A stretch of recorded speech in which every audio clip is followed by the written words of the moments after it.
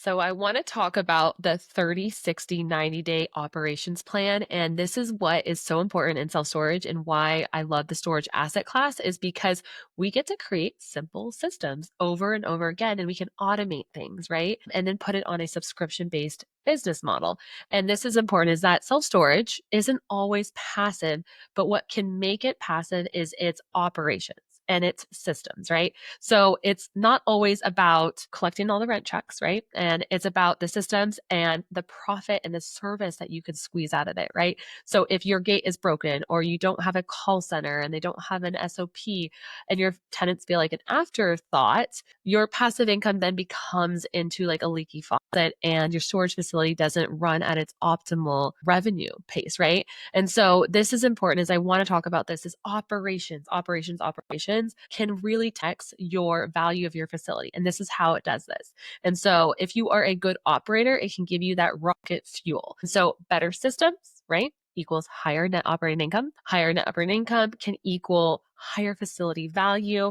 And then greater customer service, such as 5-star reviews and longer stays, can also create not only a customer, but a customer that comes back over and over and pays you over and over again for 18 months to all the way to like 8 years, which is incredible, right? And that's what we want. And so in a 30, 60, 90-day operational plan, this is what it looks like, right? So when you're first taking over your first storage facility, the first 30 days, the first week, 30 days in general are the most important time because what you're doing is you are making sure that all you've got the new leases in place, you are making sure transfers of your utilities, your bank account, your electricity, your gas, like everything you could possibly imagine, your Google My Business account, everything is transferred over so that everything is optimized and working day one, right? And so this is really important piece. So we call it the transfer and the contract zone.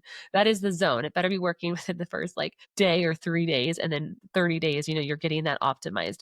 And then 31 through your 60. So 60 days, it's called the revenue layer. So this is really important because we are driving revenue.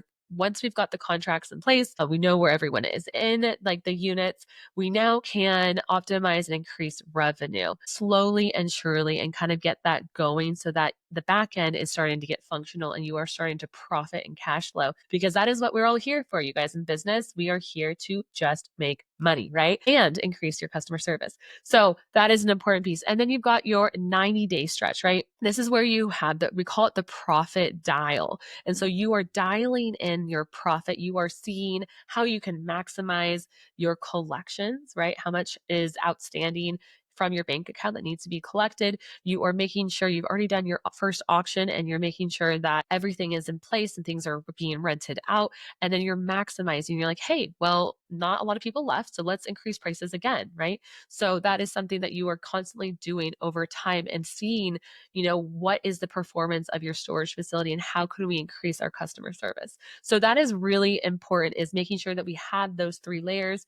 You've got the transfer in contract zone, layer number 1. Number 2 is the revenue layer, which is day 60. And number 3 is by day 90, you've got the profit dial in zone. So these are really important. And then the last like storage litmus test, especially as a business owner, you need to be asking these questions all the time. So number 1 is like, are you actually maximizing revenue? How can we maximize revenue and be creative about it?